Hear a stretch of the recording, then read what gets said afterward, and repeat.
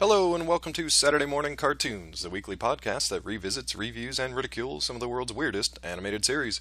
Coming to you from the UNA, that's United Nation of Acronyms, I'll be your host, Dave Trumbore. Joining me as always, communications expert and exotic pet store owner, it's Sean Paul Ellis. How's it going, buddy? David, I'm doing well. How about yourself? I don't even know how I am tonight. I'm so confused. And completing our trio, he's a race car driving kung fu expert. It's Matt Barron. What's up, sir? Hey, this has been the most confusing show I've ever seen in my life. Yeah, guys, I have to apologize in advance. I'm in a very strange headspace right now after watching this show. I don't think it was real. I think I'm like on a bad trip or something because I don't understand anything that's happening. I don't understand. I am very confused as to how you guys are confused about this show. I can't even put it into words, which is going to make podcasting and hosting this extremely difficult, but I will do my best. I'm going to let Sean take it from here as far as giving you the history of the show. Oh, Sean, maybe you should tell the folks what we're watching today. We are watching MASK, which is an acronym that means Mobile Armored Strike Command. That's command with a K. Of course. They are an underground task force that is set on deterring the criminal organization known as Venom, which obviously has to be an acronym for Vicious Evil Network of Mayhem. This show ran for a couple years. It ran from 85 to 88, and surprise, surprise, its main reason for existing was to sell toys. I know that we have talked about this quite extensively before. This is like one of those cartoons that like Hasbro and Kenner were just like, let's get as many possible toys out on the market. And so I guess the main idea about Mask is that these the people who are on this task force have these vehicles that transform into other vehicles, and so it might be like a Jeep that also turns into like some type of an aquatic like jet ski type machine as well, to allow them to fight Venom on land and sea. A lot of their vehicles, transformed in terms of strategic placement of guns and missiles, and in addition to their transforming vehicles, they also have these obviously masks that they wear over top of them, which allow them special powers as well. Yeah, I think that's a pretty good synopsis. We didn't want to do an official one today because I wanted to just get each of the guys, including my own, kind of very unique understanding of what the hell this show was about. Now, I think Sean watched this when he was a kid. I did. If I'm correct, Matt and I did not. A little before our time. That is very correct. That is 100% correct. So we came into this with, normally I do a fair amount of research for this show. We're actually on a fairly short week, so I didn't have my normal amount of time to do my research and figure out what the hell was going on. So this one lost me. I don't know if it just lost me because vehicles are turning into vehicles and masks are changing masks and people have 50 names, and I don't know. I'm going to let Matt give me his 2 cents of what he thinks this show is about. Maybe he can clear something up for me. To me, it was more G.I. Joe than Transformers.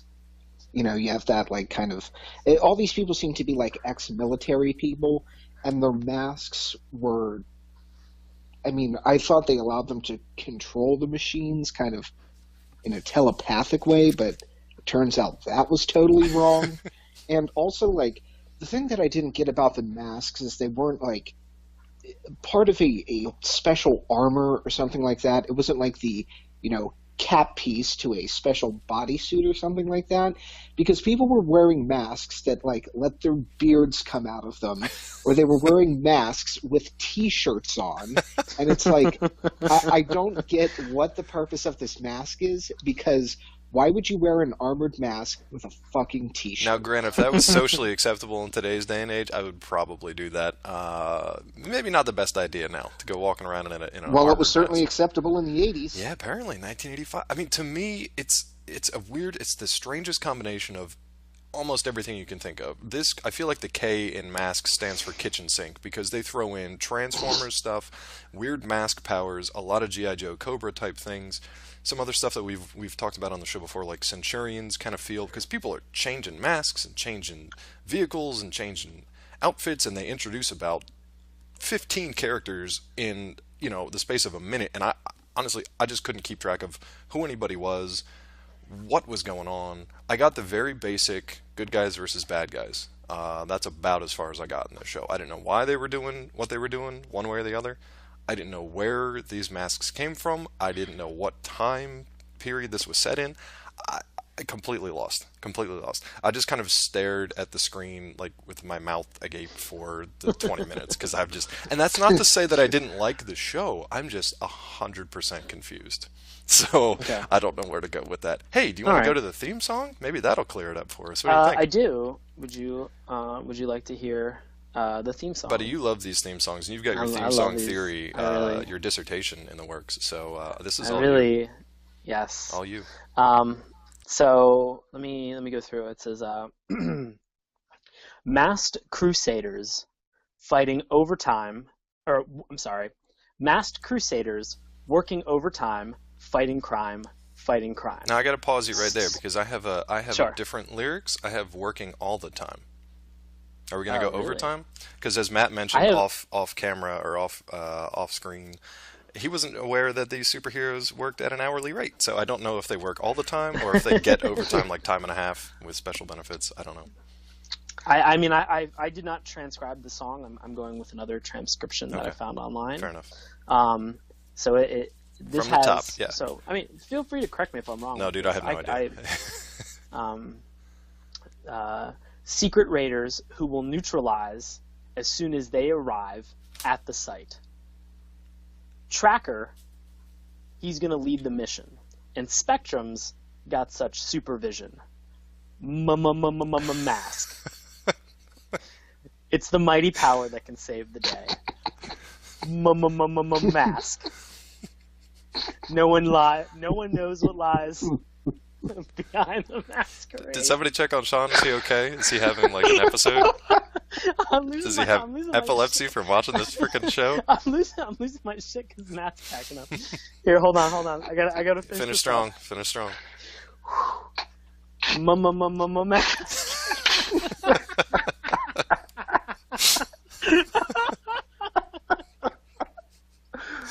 Oh my god, I literally can't keep it together with you two. Always riding hot on Venom's trail. Mhm. Come see the laser rays. Fire away. Now explain everything to me because I understand these words. I know what they mean, but put them together, especially with the stuttering. I don't. What is happening? What is this show? What are they Oh, doing? my I get that they're God. fighting crime. All right. I get that they're going to do it as soon as they show up. That makes sense. I don't understand Okay. anything else in this theme song. I know who Okay. Trekker is, What- but we'll talk about that when we get to the characters. Tracker. So Tracker is the main. He's sort of like the leader of Mask. Right. Right. So, and I should Yeah, mention. he's a super creepy philanthropist that just like kidnaps girls who pass out in ravines and takes them home against I their mean, will. who But wakes up fully clothed in like a suit. Yeah, who? yeah. I mean, let's. Hey, a bunch be of my honest, friends who- found you passed out in a ravine, so now here you are in a stranger's house. Anyway, getting ahead of myself. Yeah, explain this theme song to me. Walk me through this, please. Okay. So a mask comes with the tagline that illusion is the ultimate weapon. Okay. And so Mask heavily borrows the strong points of G.I. Joe Right.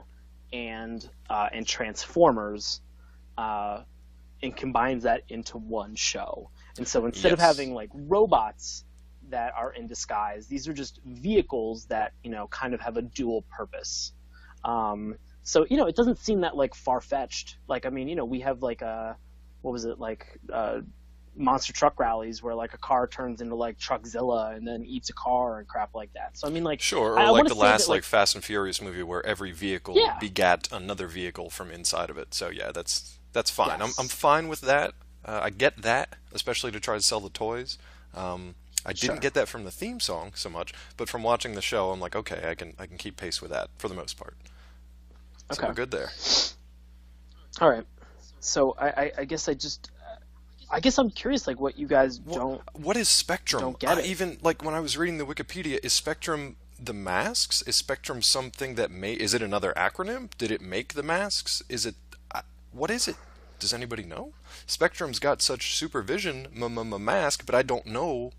I don't know what it is. It's the mighty power that can save the day. I still don't know what it is. So Yeah. Spectrum is one of the masks, and it is specifically the mask that, for a good portion of the show, Matt Tracker wears. Okay. And so that is the name. So every mask has its own specific name. Oh boy, do they! Because that is something I want to get into once we start going into the character intros. This page, And I mean, God. this it's- wiki page. I'm It's- looking at a list of the mask names Dude. now, and some of them are real great. I mean, they're great names, but just holy shit! Every single character has Yeah. literally dozens of names associated with it. Whether it's a vehicle, the mask, their nickname, their actual name, and I love their character descriptions too. But that's why, like, they introduced 15 of these guys on the good and bad side, and I could not keep up with it at all. We normally have like a character guide on our website for the week leading up to it. That is going to be a bear to put together, but I'm going to do my best. See what we can do. Well, I mean, I think that I think between the.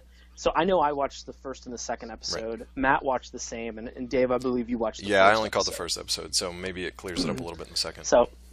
So I mean, maybe what we look at is really just the group of characters that were introduced over those two episodes, which is not that many. I mean, there's maybe it is a copious amount. I'm not gonna lie. There's like 6 to 8 guys that are all introduced in like montage form, and I can't state this enough.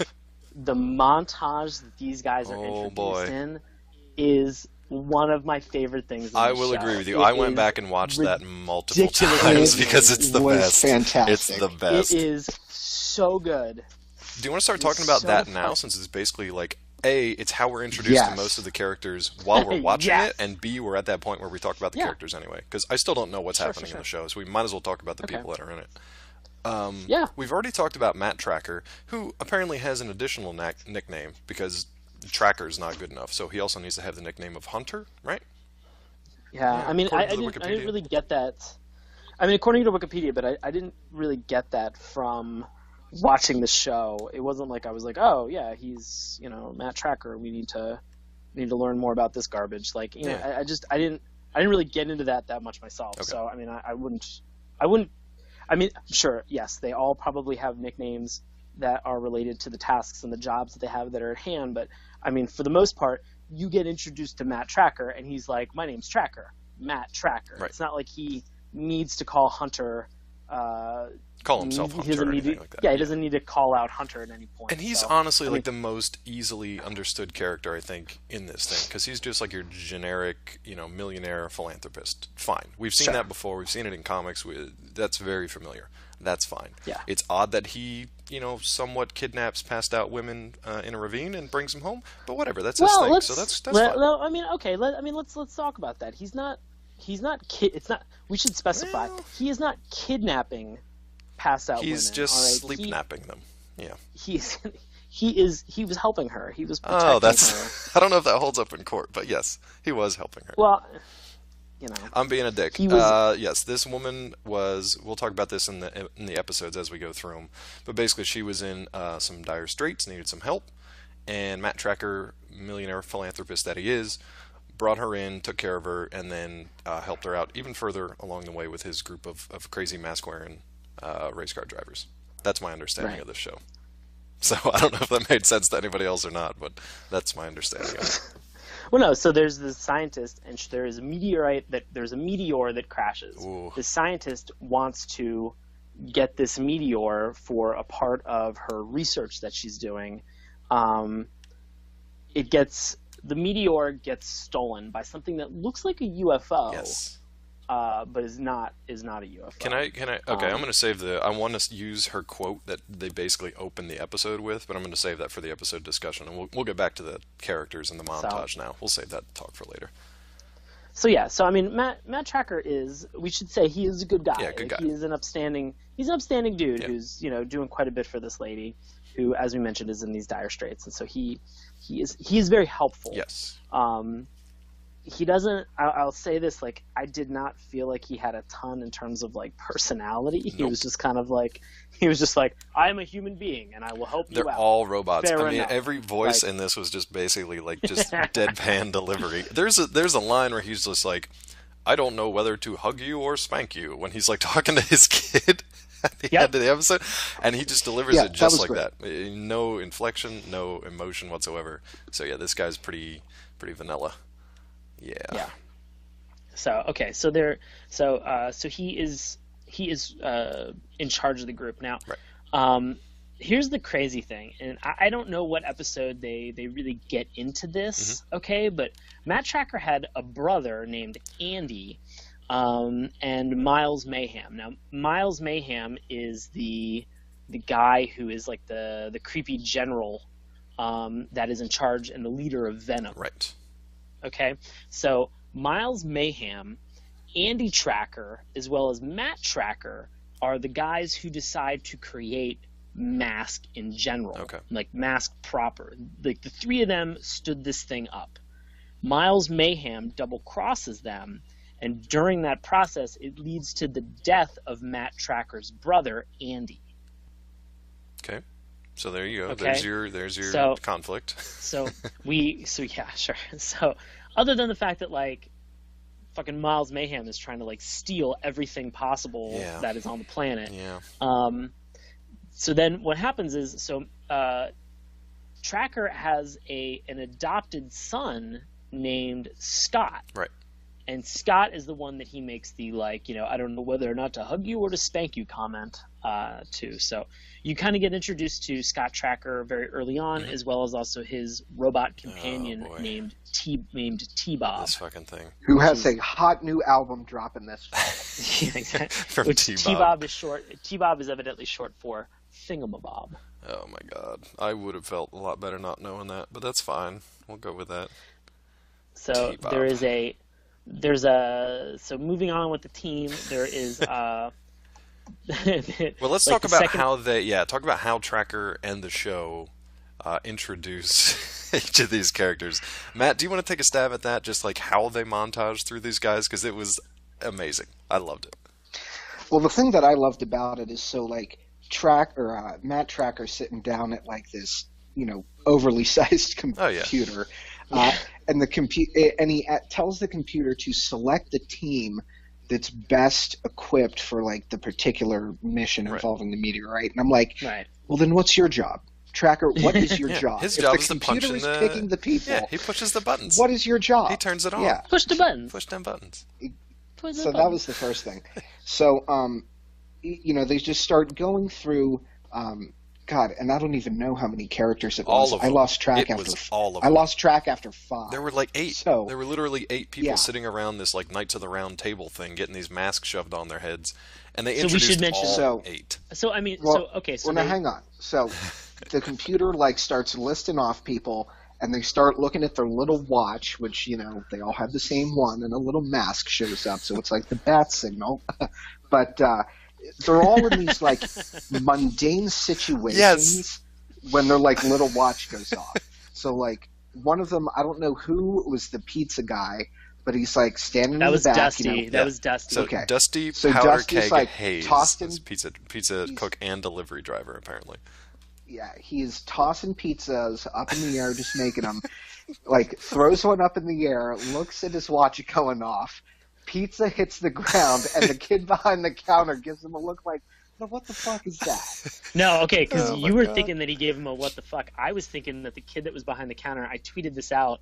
I thought the kid behind the counter, when he was looking at him, was giving him this. I took a picture of it. It looks like the kid behind the counter is like, "What are you doing flipping those pizzas when you could come back here and flip me around?" And it was Oh, like, boy. whoa, this has got oddly sexual Yeah. in my brain for some reason. Well, Dusty is a stunt driver, so he he's is. got that charisma going for him. He's way And too sexy. and then which one is the? I forget which guy is the exotic pet store Yes, owner. he is my favorite. He's the one that... You're talking about Alex Sector. Yes, who's basically Yes, which is hilarious because he's like has this gigantic snake around his neck, talking to a guy in a suit. Watch goes off. He just takes the snake off of his neck and just puts it on the guy who he's talking to. Oh my god! Just like puts it on his neck. It's like, here, hold this python. I was losing it when he did that. Yes. In fact, I live tweeted the first 2 episodes, and it took me forever to get through 40-something minutes of like content because I kept pausing like every 3 seconds, and I was like, "What the fuck is going on here?" Thank you. Like, there you go. So you do understand my confusion because there was a little bit of confusion, but I mean, like it wasn't confusion about what was going on. I was just like, what is like. There were things that were going on that made sense, but like Matt has stated, like everybody was in the middle of like these mundane fucking jobs, and then they were just like, "Oh no, you take this python, like you deal with this crap," like or like Dusty running away from a pizza. Like I'm trying to figure out how any of these assholes like held down a full-time job because it doesn't seem like Mask is a full-time gig. Well, that's the thing though. So here's some of their descriptions. Like, oh, I don't know, we'll pick on Brad Chopper Turner. He's an expert hill climber. That sounds not real. That sounds made up. He's a rock musician. He's a motorcycle driver and a helicopter pilot. Okay. Oh, I'm glad that he's narrowed it down to the things that he's good at. Yeah, I'm glad he's got everything. Now, speaking of mundane descriptions, Hondo Striker McLean is probably my Hondo's favorite. The best. Weapon specialist, tactical strategist, occupation, history teacher. At this point, the best. That was my favorite one after the snake. In the montage when they introduce Hondo, he is sitting in the front of a class. His watch goes off, and he just gets up and leaves. Like, what are those Call kids the totally sub, kids. Oh my god! Like, not a single word said. He's just like, "Yeah, you guys deal with this shit." The hilarious thing is, like, I feel like these are all people who have like, over the course of their lives have just completely destroyed once profitable careers, and now these jobs are the only thing they have left. Like the stunt driver who turns into like the pizza guy, like obviously he biffed some sort of 18-bus jump and landed a car into the crowd and killed 30 people. No, that's the thing. Like, what is these guys' background? The military intelligence guy was some part of some huge scandal, and now the only thing he can do is teach history. So it's great. So we get introduced to this other character named Bruce Sato. Thank you. Who just to read the description and this is great. of Sato. All right, this mechanical is 80s. Engineer and design specialist who serves as Matt Tracker's de facto second in command. Bruce Sato is of Japanese origin. Oh, is he? He often talks in Confucian riddles that only Tracker seems to understand. Occupation: toy designer. This show. It was great because like the two things about Sato was the rings that shot out of the eyes of his mask, and then also the fact that he's talking in these like Confucian riddles. Confucius was Chinese. He wasn't Japanese. Dude, this was the 80s. It didn't matter. To kids, it didn't matter. That's fine. The best part is that they're not even... matter to adults either. Exactly. That shit is incorrect. And super, super offensive because he always talks kind of like a this. Matt Tracker. Just, oh my god, it's just the worst. Do you remember his riddle from the first episode? Oh, no, yeah. I was too busy looking at the yellow circles that shot out of his Asian eyes, and I just thought, good lord. They did not try to mask that one. Everything is terrible. Well, I mean, before we get into because he gives the riddle about a flying fish. Yes. And so I think he says something to the extent of, if you see a flying fish, you don't look for the fish, but you look for the bird. Right. And Dusty's like, well, there he goes again. Like, Dusty's kind of this southern drawl, kind of whoop, doop, doop, and just doesn't understand what Sato is saying. And then Tracker's just like, I immediately understand. I'm going to say in everybody else's defense on this fucking show, okay? The fact that Sato is giving them, he's giving them intelligence about what he's trying to give them direction. Yeah. All right, nobody understands this other than Matt Tracker, and Sato continues to speak in fucking riddles. What an asshole! Yeah. Pro tip, all right? Maybe not give your team intel in the form of a riddle if nobody understands fucking riddles. You dum dum. Just give it to him straight. Like he has to sound intelligent with these riddles every time he fucking says something. It's just like, shut the fuck up. Like, Hey man, he's got nothing else other than his toys, though. He's like the little lonely toy maker. Other than his riddles, he's got nothing. He has plenty of stuff going for him. Okay, I mean he drives a tractor trailer. That's true. That like turns into like the mobile command station. Don't you have that this was toy? Actually, I had the Sato toy. Yes. Okay. I had the toy of the semi that like the back of it comes like extended, and there was a missile launcher that was in there. Like I got so excited about the missile launcher portion of it. Like it actually worked when I was younger, and it was very cool. Nice. So I was super happy. Matt, did you have any of these toys? You said you didn't watch it, so because I didn't have any toys, I don't know what this was. I did not know what this was, and I can guarantee you I did not have a single one of the toys. Sean, I saw you tweeting about it, though. Did you have any other toys or talk to anybody else who had some that like just reminded you of them when you were a kid? Yeah, I was talking to somebody who was tweeting during this, Tim Farrow, and I believe he had several of the toys as well. I think he had Tracker, and Condor, the helicopter motorcycle. Yes. And I think he had Tracker and the red Camaro or whatever that he drove. Yeah, that he drove around. So it was cool to see that, like, you know, at least somebody remembered this show as well, and also had some of the toys. Oh, dude, too. and we were talking about this offline, though, that, like, when Sean suggested this, like I said, I didn't know anything about it, but I knew that there were tons of people out there, and a lot of fans of this show. A lot of people had suggested this over the months and year or so that we were putting this idea together for the show. A lot of people had suggested it, so it's definitely one that I wanted to put on the list, and I'm glad Sean got to it, even if I don't fully understand it yet. Yeah. Yeah. I mean, you know, I think, you know, to the point of this show, you know, this went like 2 seasons, and I think there were 75 episodes, like total that were produced. Yeah, the weird thing was that, like, episodes. it only ran as a cartoon for the 2 years, but then they just kept making toys. They had like 5 or I don't know. I mean, I think it was in syndication for, I think, until like 88. Yeah, I think so, because they had 3 or 4 or 5 series worth of toys that came out too. Yeah. So they just kept pumping them out, and I think they even they brought it back again, and they blended it in with G.I. Joe only a few years ago in 2008 with another toy line. Yeah. So that was kind of interesting. They kept like the Tracker character and brought him into, which, like Matt said, it was basically just G.I. Joe and Cobra anyway, so it wasn't much of a stretch. Yeah. Man, I mean, I think what confused me, now that we're talking about it, it makes a little bit slightly more sense, but just like the visuals on the show were so frenetic and they just jumped so much.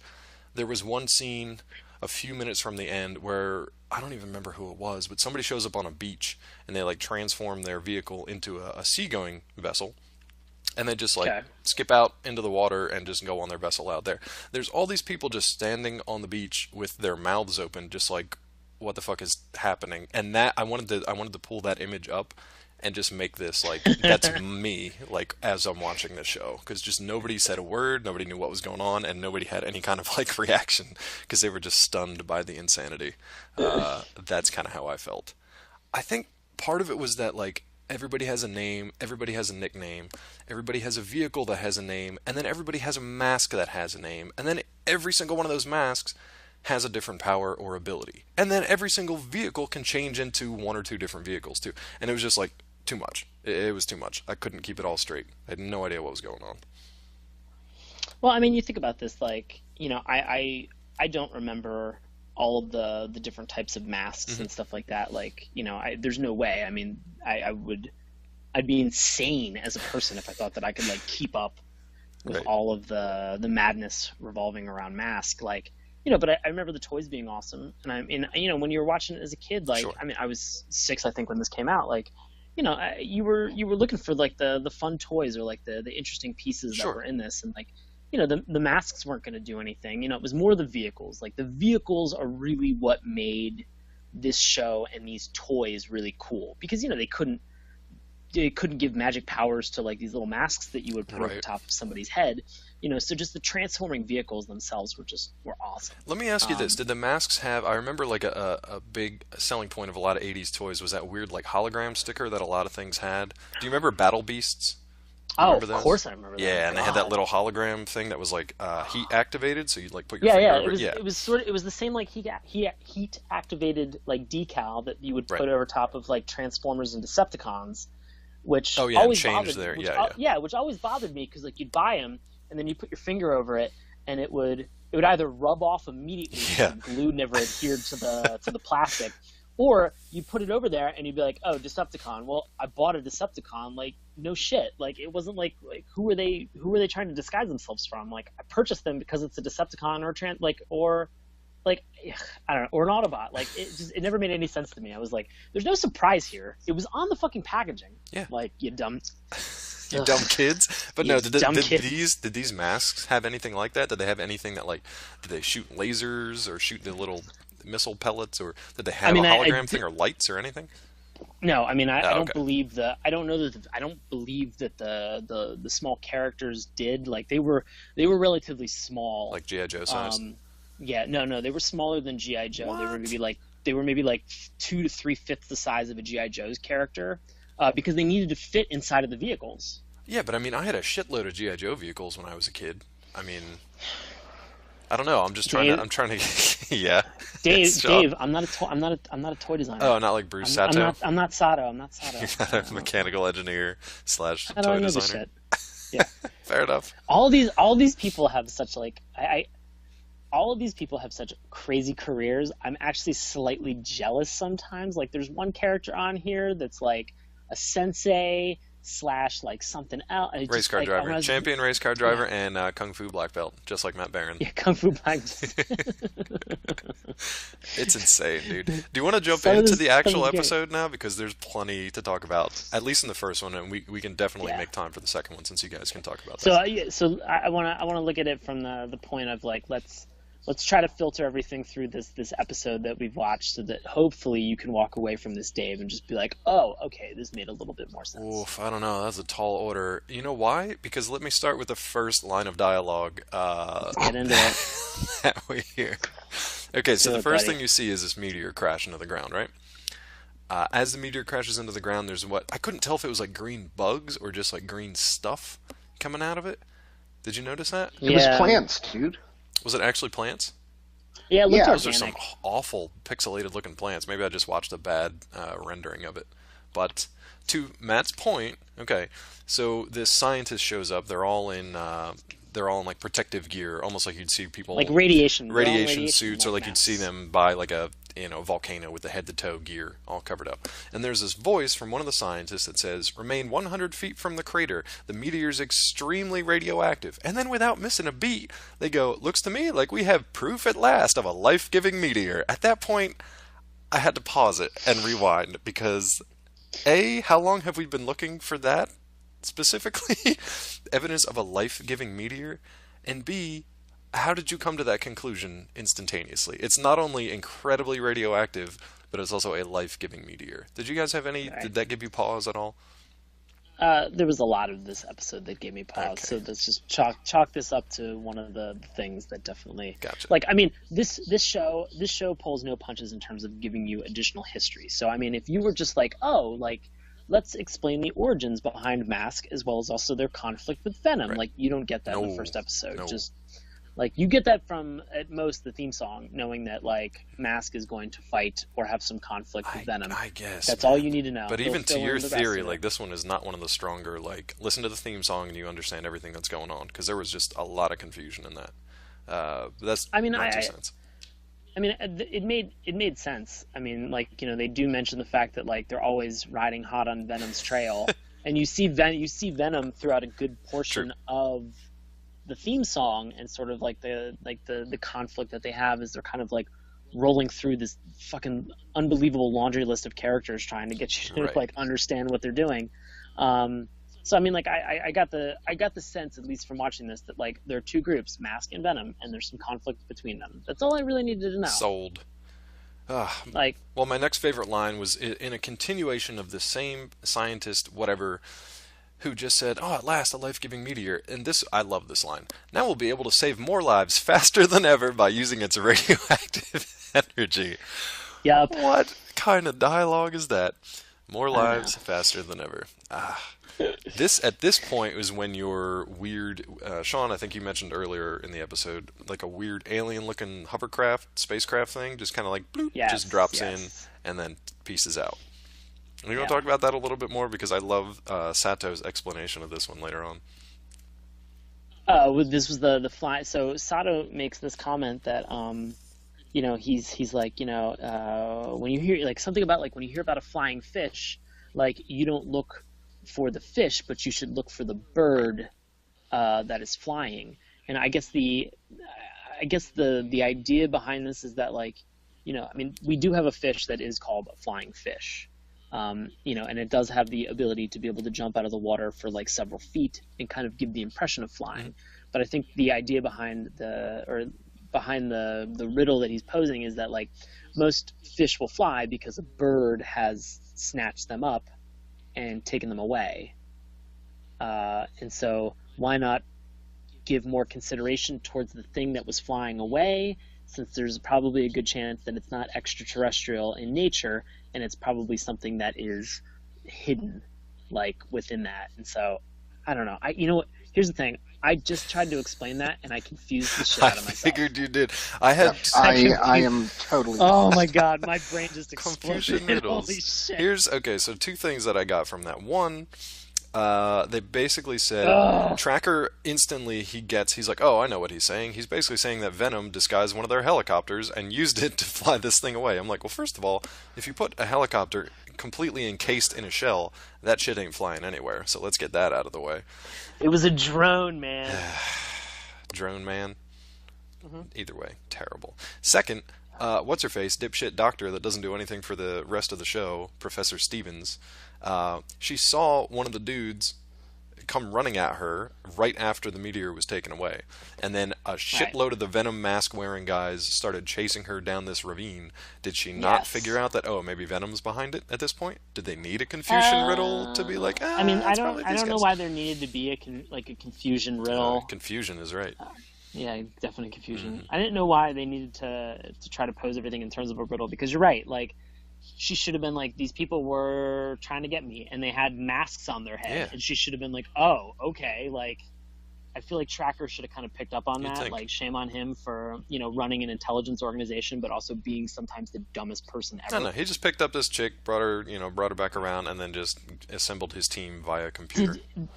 There was like 2 seconds where like, did anybody else get like a weird misery vibe from like her Yes. waking up and she's just like, Yes. oh my god, where am I? And I just wanted like Kathy Bates just to be like, oh no, you're fine. Well, dude, that's what I'm Don't worry saying about because it." like she wakes Yeah, I up was and like, and he's just like, "Oh, hi, Professor Stevens. Some of my friends found you unconscious in a ravine." And I'm just like, "Holy shit!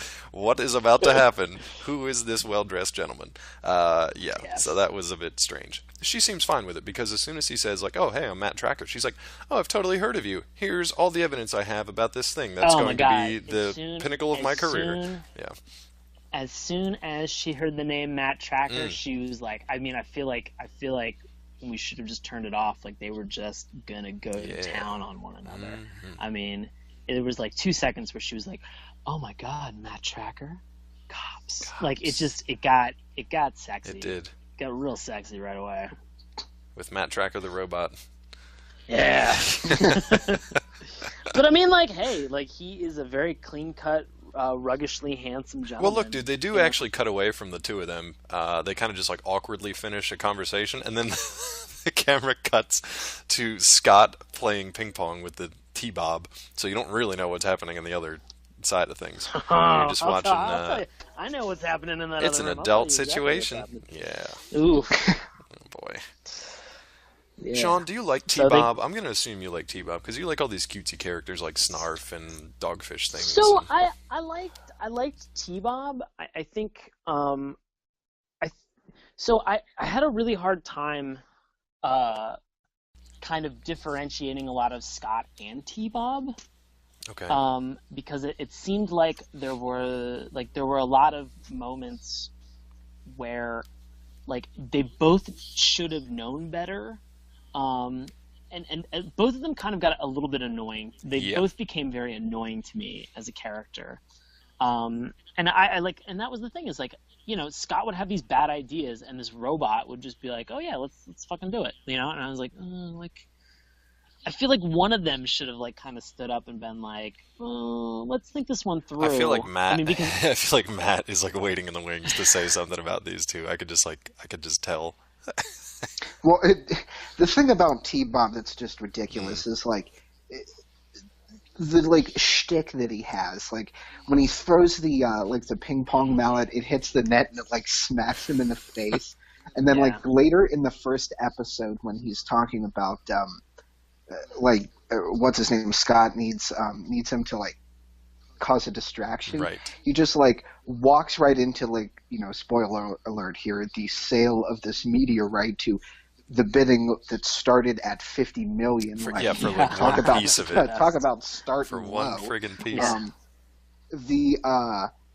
He's like, does anybody know when the next bus to Denver comes through here? And it's in like God. the middle of the desert. So it's just some of this stuff I was like, oh, that's kind of funny because it's like this, weird egg-shaped robot. It's basically like, cracking R2D2. wise, but yeah. Yeah, I will actually, the one mask that the British guy with the who was like bald with the beard, Yeah, the exotic it made pet store him look owner. like R2D2. Oh, I didn't even notice that. It was a blue Sector. and white mask. Sector wore that mask. Yeah. I was like, so he looks like R2D2. That's fantastic. Look, to Matt's point about the T-Bob character too, he had another line where it was just like, I don't know, he's trying to be like a really terrible stand-up comedian or something, because they're asking him questions. So they're talking to this robot now, and he's like, Mask? I don't know anyone named Mask. I used to know someone named Marvin, but he doesn't live around here. I'm just like, who programmed this little shitbot? Like, what dialogue did you give? I don't know. It was just very irritating to me. Just one of those irritating little cutesy characters, but... Yeah, like at what point, like, is there a trope that is like, it's called like annoying young boy and his robot sidekick? I mean, it's in all 80s tunes, yeah. I mean, I feel like this cartoon defined it. I mean, it just, walking away from it, I was like, oh my, because I know so I tweeted about this earlier, but I mean, like, I really feel that this was true. It seemed like in the 2 episodes that I watched that there were seriously times that Scott and T-Bob should have died. Yeah. And I was like, this would have been Absolutely. a way different show if these 2 assholes had died. Like in the first episode when like Scott gets thrown out of the back of a car that's going easily like 80 miles an hour. Exactly. Yep. I was like, they would have been hosing that kid off of the ground. Totally fine. Yeah, he's basically riding in the back of like a pickup truck and just gets whipped out. Like Matt said, 100 miles an hour. The worst part was, though, that he almost got killed by Venom about, 3 or 4 different times? And people kept saving his ass. In the second episode, it's not any better. Oh, really? In the second episode, it's not any better. Like, he is always coming under fire. He is always put in the limelight. Like, Mask is continually trying to, like, abduct and, like, kidnap him. It's just like, what the... I mean, in my brain, there was this moment where, like, they are burying Scott and they're burying T-Bob, like, in these like small coffins outside of like Mask, like it's outside of like Matt Tracker's home, right? And like it's Matt Tracker just inside with like a glass of Jack Daniels, and he's like, first I lose my brother, then I lose my adopted kid and his annoying ass robot. He's like, man, Venom is gonna fucking pay, and then he just like shatters the glass of scotch in his hand, and he's just like Leonardo DiCaprio and Django Unchained with like all the shards in his hand, but he doesn't fucking stop.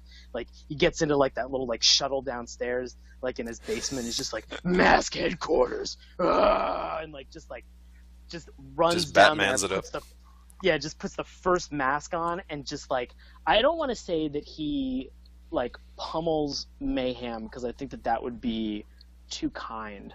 But I think that, like, the next 74 episodes are just of him just committing heinous acts of torture to Miles Mayhem and the rest of Venom. I like where you're going with this. And just losing his mind. Yeah, I like where you're going with it. I like where your head's at. That would require Matt Tracker to have an ounce of personality and emotion, though. Well, I mean, here's the thing. So, well, I Dave, don't think pause. that's going to happen. Pause. Yeah. Like, do you think that, like, I mean, I don't know about you, but I'm sure that losing a sibling is a very challenging ordeal, and so I'm willing to say that at a part of this, that sort of Matt Tracker's very robotic persona is him kind of keeping in check some of the emotions and stress that he's gone through in losing a sibling. Yeah, I could totally see that. At the same time, I could see that losing this shitbird of an adopted son would be a burden lifted from his shoulders, because this kid is the worst. Just give him to Mayhem. Just be like, here, fucking keep him. We're done. You can have this robot shit too. Well, the other hilarious thing from that episode is, like, who was the one that saved Scott? It was Hondo.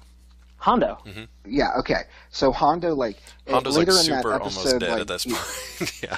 Exactly. Like 30 seconds later, like after they kind of route Venom in there, it's like, I think it was Santo who says like another great job thanks to teamwork. Yes. And like they like don't know this guy's like hurt yet. And I was like, he's just laying on the ground bleeding Hondo. out. Yeah. Like, Exactly. Exactly. It's like another great job to teamwork, but Hondo's never gonna walk again or something like that. Like, just like the sheer stupidity of the writing in this show is just, it's like tragically hilarious. Okay, well here's the best part of that, because that serves the plot for this one episode. Okay, so General Mayhem, great name by the way, also great character design. He's just this giant bloated general with a huge bristly mustache.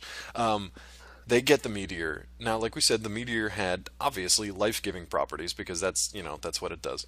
Well, the general, he's not interested in that, because what are you going to do with that as Venom? You can't do anything with that. You can't profit from that. You can't do anything with that. So he slices the shit out of it with some lasers, which reveals its death-giving powers. Oh, you mean does it turn it into a Death Stone? Oh, hey man, that's a real good idea.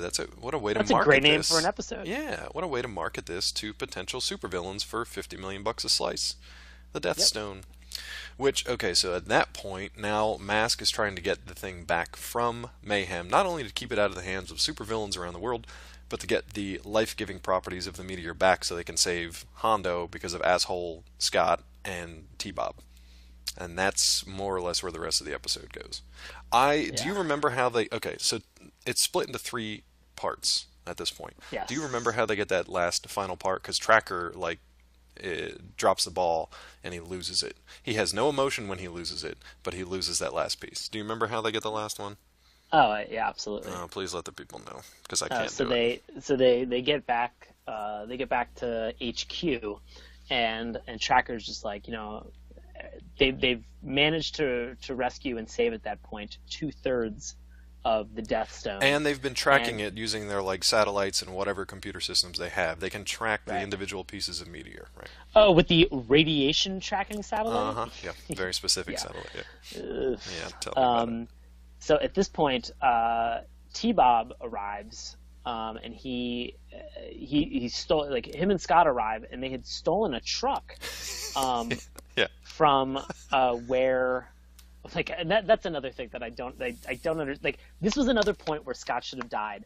During the transaction where Miles Mayhem was trying to sell his 1/3 of his Death Stone to a buyer, all right, Scott decides to get in Mayhem's helicopter and then just crashes that helicopter. Just drags it across the ground. It doesn't explode. It doesn't erupt like we all know helicopters do, because they are delicate, frail pieces of engineering. All right, it just continues to exist. So at this point, Scott's just like, I should not be driving anything. He is drunk at this point. He is so drunk. He's drunk with power. And so he looks at T-Bob and is just like, can you drive? And T-Bob's like, ooh, this is not a good idea. He goes, well, then you're driving. So they steal this truck. They steal this truck from this. That's like the equivalent of hey Matt, do you want to swim with sharks while I just pour chum in the water? And Matt's like, absolutely not. I'm like, well, have fun swimming. Well, then you're swimming. You push him in. Yes. Yeah. So they arrive back at HQ. So Scott and Bob have they have stolen a truck at this point and just driven this, who knows how far. All right. They arrive and Tracker's just like, oh, we lost that 1/3 of the Death Stone. And T-Bob's just like, oh, no, you didn't. It's in the back of the truck that we stole. And then everybody's just like, and this is where Matt says that line. Yeah. Yeah, and that's where Tracker just goes, I don't know whether or not I should hug you or spank you. And I'm like, why not both? Yeah, at the same time. Why not a hug spank? Get in there. Give me the old Hank. Yeah. But yeah, that's how they put a nice little pretty bow on Yeah, top of the what do they do? package They of like closing out that episode. they just kind of mush the pieces of meteor back together, and they're like, oh, it's totally not going to kill you now with its incredibly high doses of radiation, Hondo. So just chill out next to it, and you'll be totally fine. Yeah, no, I don't know. That blew my mind was the fact that like,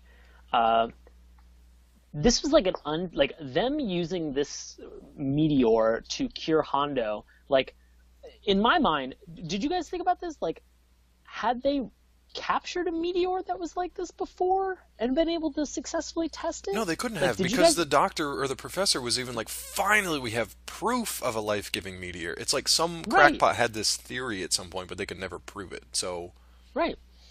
So these are like totally untested yeah, methods of highly, being able extremely to. radioactive. Yeah.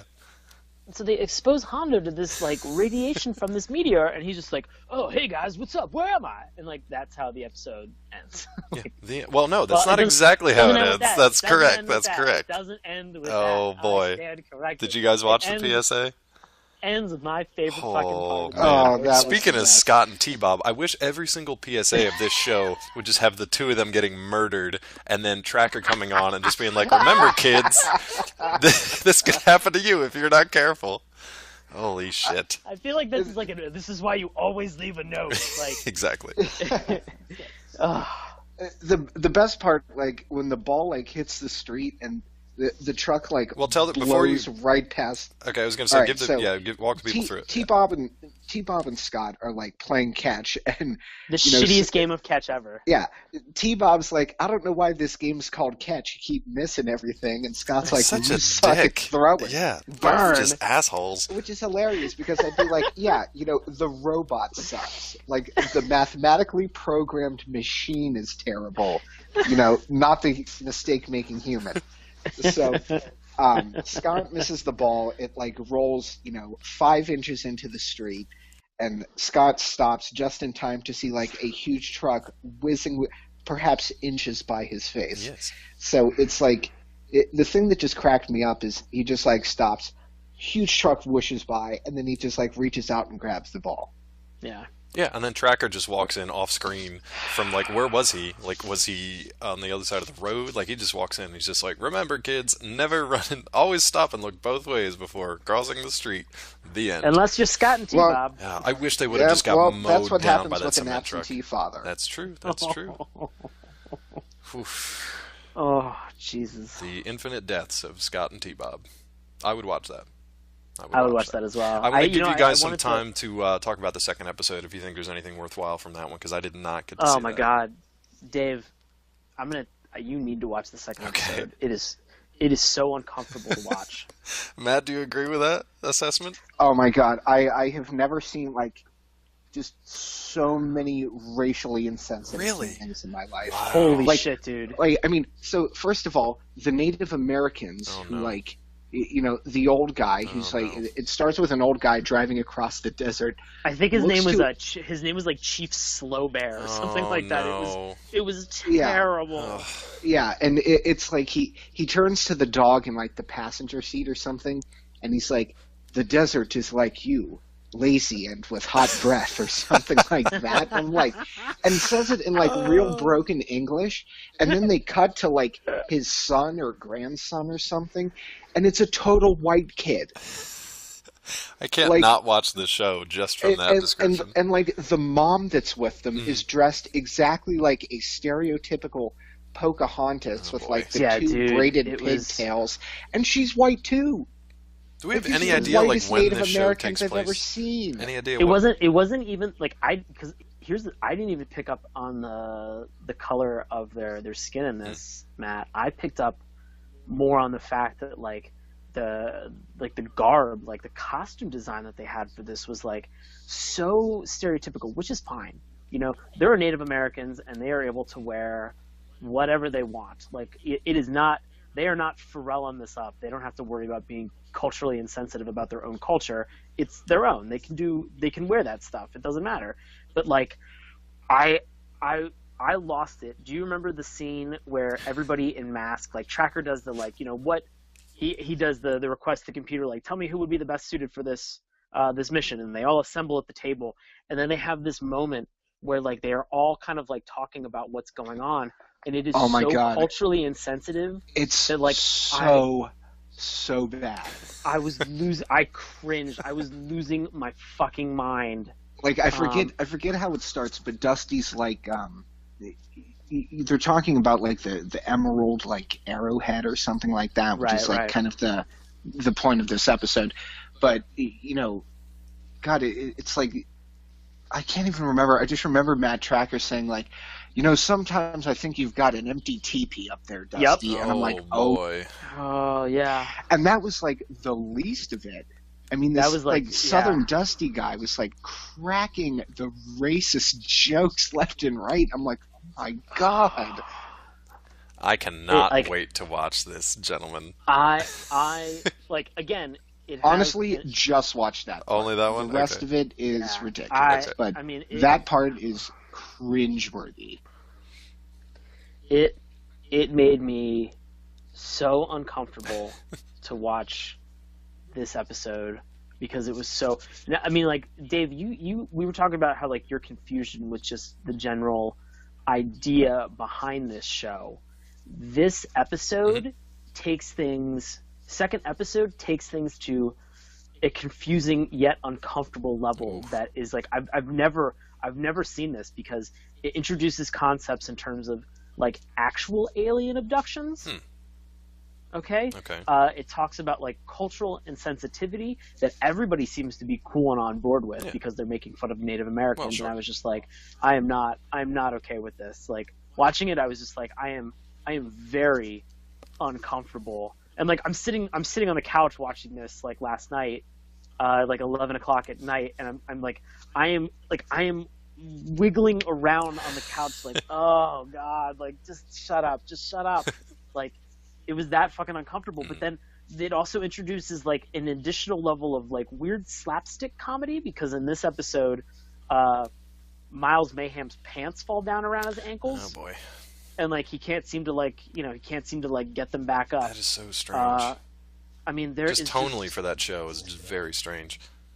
There is just so much weird, and there's a whole bunch of like confusion in terms of, I guess, identity, because originally this Native American person that you're introduced at the beginning, which I think it's Slow Bear, like he had an arrowhead that he had given to his son or grandson. Like Matt said, I'm not 100% sure what the relationship was, but he gives him this thing, and then Scott does something very nice for this kid, and the kid gives him the emerald half of an arrowhead as like a reward, and is just like, you can wear it like as a sign of friendship. You can wear it until the sun goes down.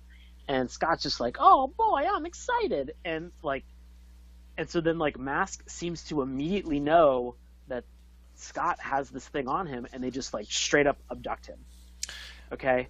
And they are in the process of trying to recover this artifact, this emerald artifact, and they go into they discovered that the emerald arrowhead is a key that opens up a cave. Of course. All right. So they open this cave and go into it. Now, this is the order of the people who enter in. It is Venom enters first, trying to find out whatever technology or whatever is inside this cave, followed heavily by our Mask team, followed then by Scott and T-Bob. Of course. Okay? So at some point, as Venom is running through, first, Venom triggers a trap, like some type of a booby trap, which looks like these giant, these giant It's like cylinders. cement rollers. Yeah, basically. it's like cement, exactly. These cement rollers that fall from the ceiling, and Venom is just like, we're able to use like our mask, our masks that we have to deflect. And so it gets to our Mask team, and our Mask team is just like, yeah, we can do the same thing. Like, we can block these giant rollers, no problem. Who's behind them is fucking Scott and T-Bob. Please tell me they get murdered, just smashed into paste. And that's what happens. What? Get out of here. No. Like, they get smashed.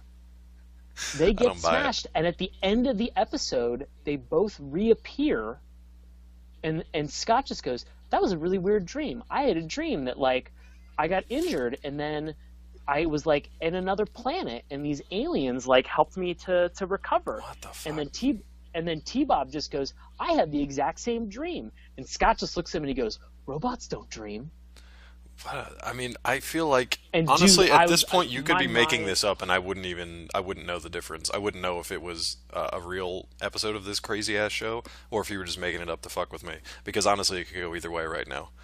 So I'll just have to watch it and see. I'm not kidding. Okay. Like it was something that like this episode was so mind-numbingly and cripplingly confusing that like I loved it.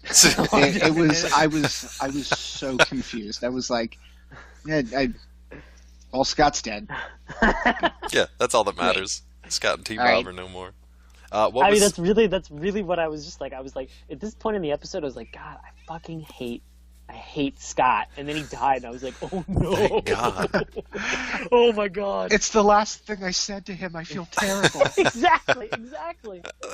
Why didn't I tell him I loved him? So what was the PSA in this one? Was it a good one? Was it any of it as good? Yeah, don't fuck with alien spacecraft. Oh yeah, I guess. That's a good call. Do you remember what the PSA was, Baron? I must have turned it off before then. Okay. In fact, I did turn it off. Before Yeah, I don't then. blame you on that one. It was don't pet strange dogs. I feel like that is in a lot of these cartoons. There's a lot of that one. There must have been a serious Man. rabid dog problem. in Packs the of 80s. wild dogs are controlling our nation's capitals. So Do you guys remember the dog scourge of '78? Do Back I? when it killed a fifth of our kids. lost a that we had hand. On Yeah. the street. Exactly.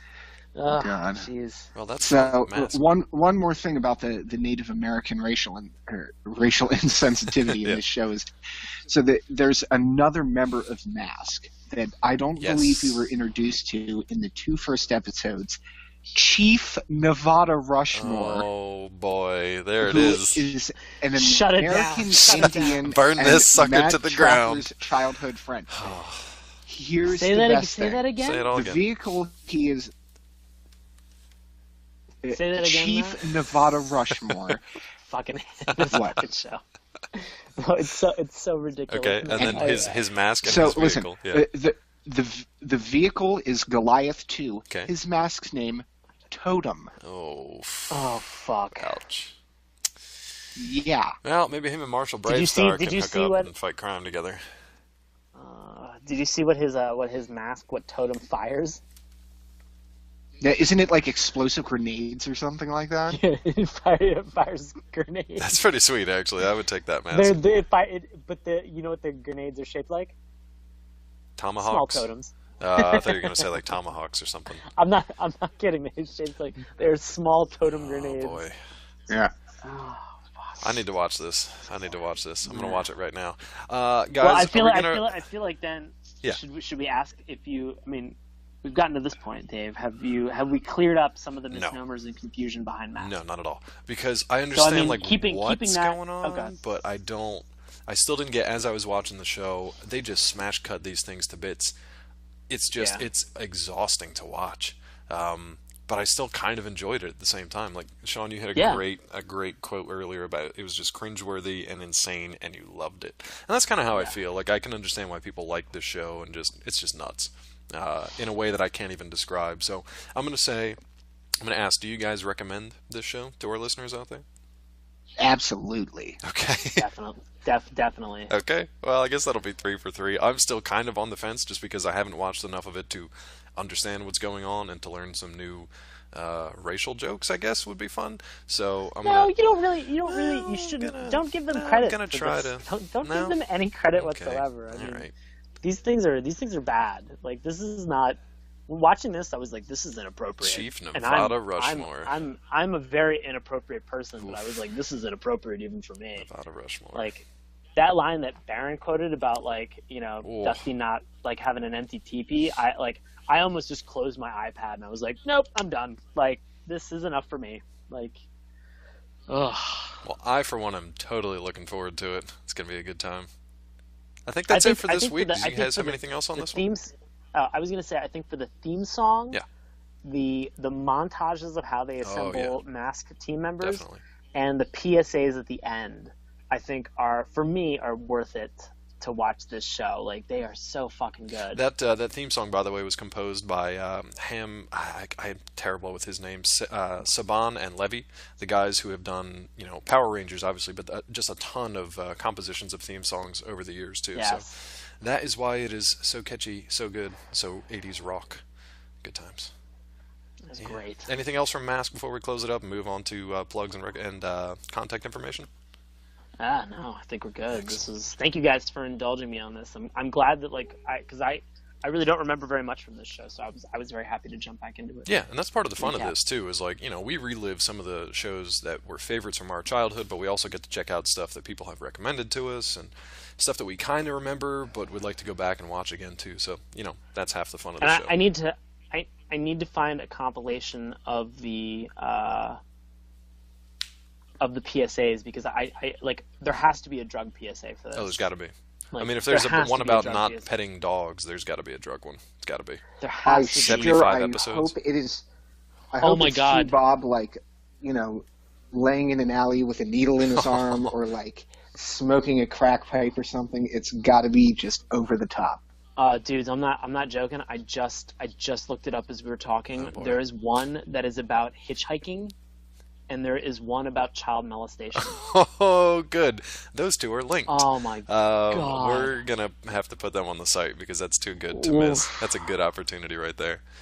So Sean will forward them over to me. I will make them available to you. Speaking of Sean, well, I know that the holiday is coming up here. We got Thanksgiving coming around the corner.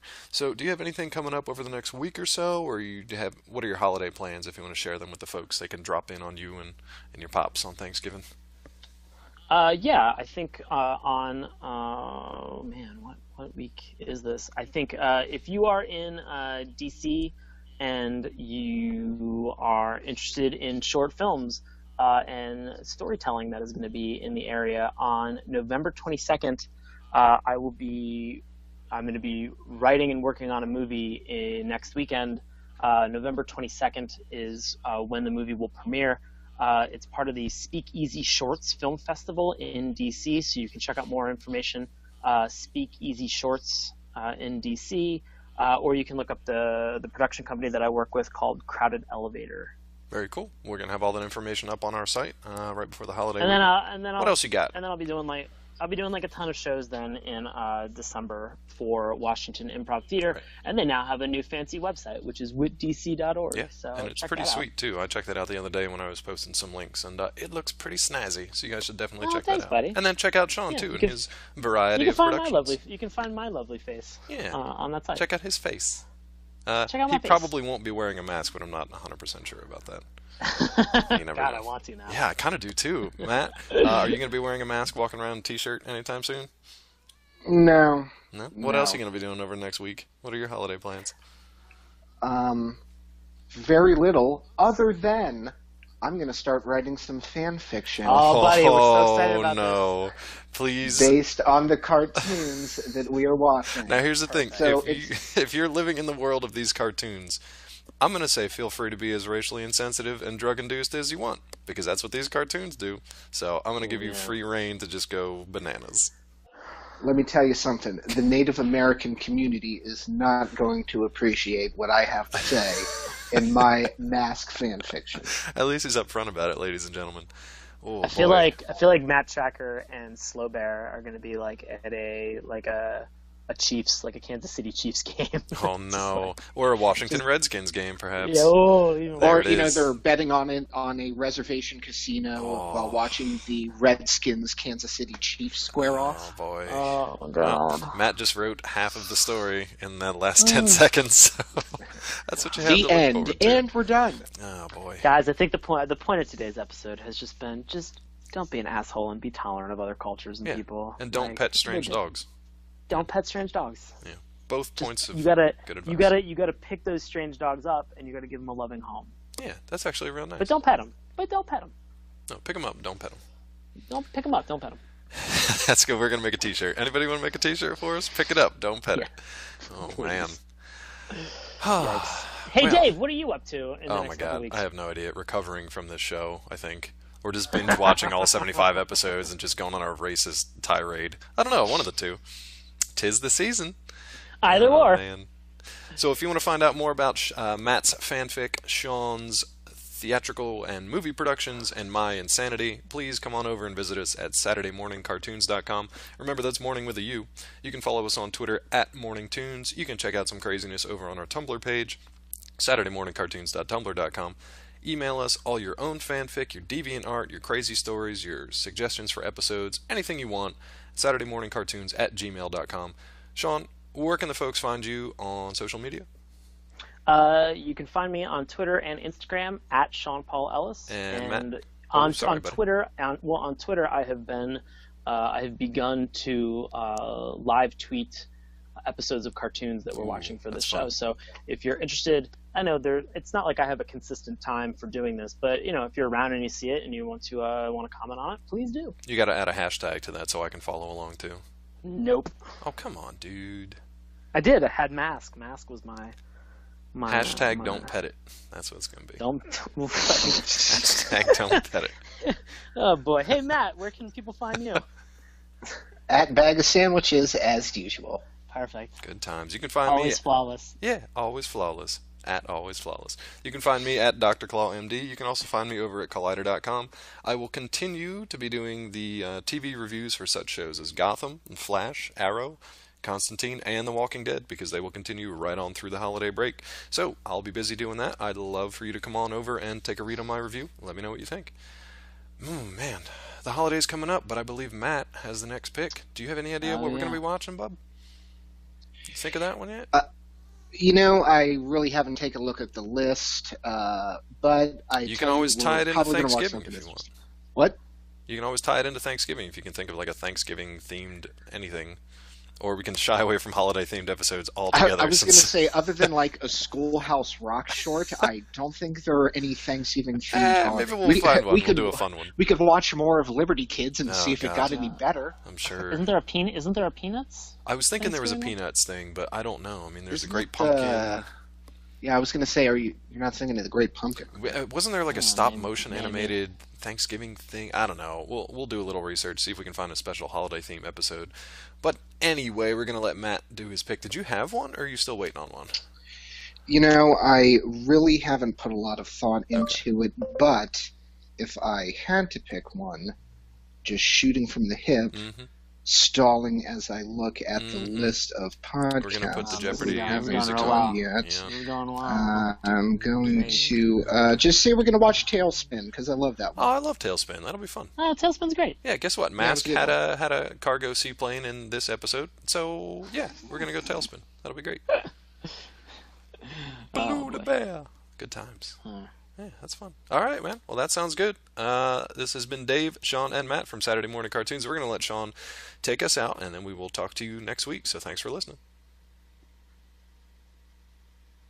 Dave, Baron, we ride! So turns into like some type of an aquatic, like jet ski type machine as well. To allow them to fight Venom on land and sea. A lot of their vehicles transformed in terms of strategic placement of guns and missiles, and in addition to their transforming vehicles, they also have these obviously masks that they wear over top of them, which allow them special powers as well. Yeah, I think that's a pretty good synopsis. We didn't want to do an official one today because I wanted to just get each of the guys, including my own, kind of very unique understanding of what the hell this show was about. Now, I think Sean watched this when he was a kid. I did. If I'm correct, Matt and I did not. A little before our time. That is very correct. That is 100% correct. So we came into this with, normally I do a fair amount of research for this show. We're actually on a fairly short week, so I didn't have my normal amount of time to do my research and figure out what the hell was going on. So this one lost me. I don't know if it just lost me because vehicles are turning into vehicles and masks are changing masks and people have 50 names. And I don't know. I'm going to let Matt give me his 2 cents of what he thinks this show is about. Maybe he can clear something up for me. To me, it was more G.I. Joe than Transformers. You have that like kind of all these people seem to be like ex-military people, and their masks were. I mean, I thought they allowed them to control the machines kind of in a telepathic way, but it turns out that was totally wrong. And also, like, the thing that I didn't get about the masks is they weren't like part of a special armor or something like that. It wasn't like the, cap piece to a special bodysuit or something like that, because people were wearing masks that like let their beards come out of them, or they were wearing masks with t-shirts on, and it's like I don't get what the purpose of this mask is, because why would you wear an armored mask with a fucking t-shirt? Now, granted, if that was socially acceptable in today's day and age, I would probably do that. Maybe not the best idea now to go walking around in an Well, it was armored certainly mask. acceptable in the 80s. Yeah, apparently 1985. I mean, to me, it's the strangest combination of almost everything you can think of. I feel like the K in mask stands for kitchen sink, because they throw in Transformers stuff. What is it? Does anybody know? Spectrum's got such supervision mask, but I don't know what it is. It's the mighty power that can save the day. So Spectrum is one of the masks, and it is specifically the mask that, for a good portion of the show, Matt Tracker wears. Okay. And so that is the name. So every mask has its own specific name. Oh boy, do they! Because that is something I want to get into once we start going into the character intros. This page, and I mean, this wiki page. I'm looking at a list of the mask names now, and some of them are real great. I mean, they're great names, but just holy shit! Every single character has literally dozens of names associated with it. Whether it's a vehicle, the mask, their nickname, their actual name, and I love their character descriptions too. But that's why, like, they introduced 15 of these guys on the good and bad side, and I could not keep up with it at all. We normally have like a character guide on our website for the week leading up to it. That is going to be a bear to put together, but I'm going to do my best. See what we can do. Well, I mean, I think that I think between so I know I watched the first and the second episode. Right. Matt watched the same, and Dave, I believe you watched the first I only episode. caught the first episode, so maybe it clears it up a little bit in the second. So I mean, maybe what we look at is really just the group of characters that were introduced over those two episodes, which is not that many. I mean, there's maybe it is a copious amount. I'm not gonna lie. There's like 6 to 8 guys that are all introduced in like montage form, and I can't state this enough. The montage that these guys are introduced in is one of my favorite things. I will agree with you. I went back and watched that multiple times because it's the best. Fantastic. It's the best. It is so good. Do you want to start talking about that now, since it's basically like, A, it's how we're introduced to most of the characters while we're watching it, and B, we're at that point where we talk about the characters anyway, because I still don't know what's happening in the show, so we might as well talk about the people that are in it. We've already talked about Matt Tracker, who apparently has an additional nickname, because Tracker's not good enough, so he also needs to have the nickname of Hunter, right? Yeah, I mean, I didn't really get that. I mean, according to Wikipedia, but I didn't really get that from watching the show. It wasn't like I was like, oh yeah, he's Matt Tracker. We need to learn more about this garbage. Like I didn't really get into that much myself. Okay. So I mean, I wouldn't.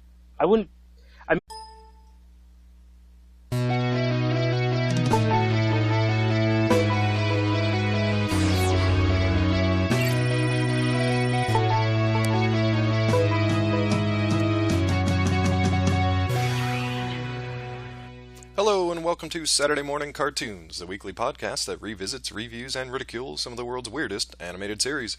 Coming to you from the UNA, that's United Nation of Acronyms, I'll be your host, Dave Trumbore. Joining me as always, communications expert and exotic pet store owner, it's Sean Paul Ellis. How's it going, buddy? David, I'm doing well. How about yourself? I don't even know how I am tonight. I'm so confused. And completing our trio, he's a race car driving kung fu expert. It's Matt Barron. What's up, sir? Hey, this has been the most confusing show I've ever seen in my life. Yeah, guys, I have to apologize in advance. I'm in a very strange headspace right now after watching this show. I don't think it was real. I think I'm like on a bad trip or something, because I don't I don't understand anything that's happening. I don't understand. I am very confused as to how you guys are confused about this show. I can't even put it into words, which is going to make podcasting and hosting this extremely difficult, but I will do my best. I'm going to let Sean take it from here as far as giving you the history of the show. Oh, Sean, maybe you should tell the folks what we're watching today. We are watching MASK, which is an acronym that means Mobile Armored Strike Command. That's command with a K. Of course. They are an underground task force that is set on deterring the criminal organization known as Venom, which obviously has to be an acronym for Vicious Evil Network of Mayhem. This show ran for a couple years. It ran from 85 to 88, and surprise, surprise, its main reason for existing was to sell toys. I know that we have talked about this quite extensively before. This is like one of those cartoons that like Hasbro and Kenner were just like, let's get as many possible toys out on the market. And so I guess the main idea about MASK is that these the people who are on this task force have these vehicles that transform into other vehicles, and so it might be like a Jeep that also weird mask powers, a lot of G.I. Joe Cobra type things, some other stuff that we've talked about on the show before, like Centurions kind of feel, because people are changing masks and changing vehicles and changing outfits, and they introduce about 15 characters in the space of a minute, and I honestly just couldn't keep track of who anybody was, what was going on. I got the very basic good guys versus bad guys. That's about as far as I got in the show. I didn't know why they were doing what they were doing, one way or the other. I didn't know where these masks came from. I didn't know what time period this was set in. I completely lost. I just kind of stared at the screen like with my mouth agape for the 20 minutes because and that's not to say that I didn't like the show. I'm just 100% confused. So okay. I don't know where to go with that. Hey, do you want to go to the theme song? Maybe that'll clear it up for us. What do you think? I do. Would you like to hear the theme song? Buddy, you love these theme songs, and you've got your theme song theory, your dissertation in the works. So this is all you. Yes. All you. So let me go through. It says, masked crusaders fighting overtime, masked crusaders working overtime, fighting crime. Now I got to pause you right there because I have different lyrics. I have working all the time. Are we going to go overtime? Because as Matt mentioned off camera or off screen, he wasn't aware that these superheroes worked at an hourly rate. So I don't know if they work all the time or if they get overtime like time and a half with special benefits. I don't know. I did not transcribe the song. I'm going with another transcription that I found online. Fair enough. So this from the top, yeah. So feel free to correct me if I'm wrong. No, dude, I have no idea. Secret raiders who will neutralize as soon as they arrive at the site. Tracker, he's going to lead the mission, and Spectrum's got such supervision. Mask. It's the mighty power that can save the day. Mask. No one knows what lies behind the masquerade. Did somebody check on Sean? Is he okay? Is he having like an episode? Does he have epilepsy from watching this freaking show? I'm losing my shit because Matt's packing up. Here, hold on. I gotta finish strong. Finish strong. Mask.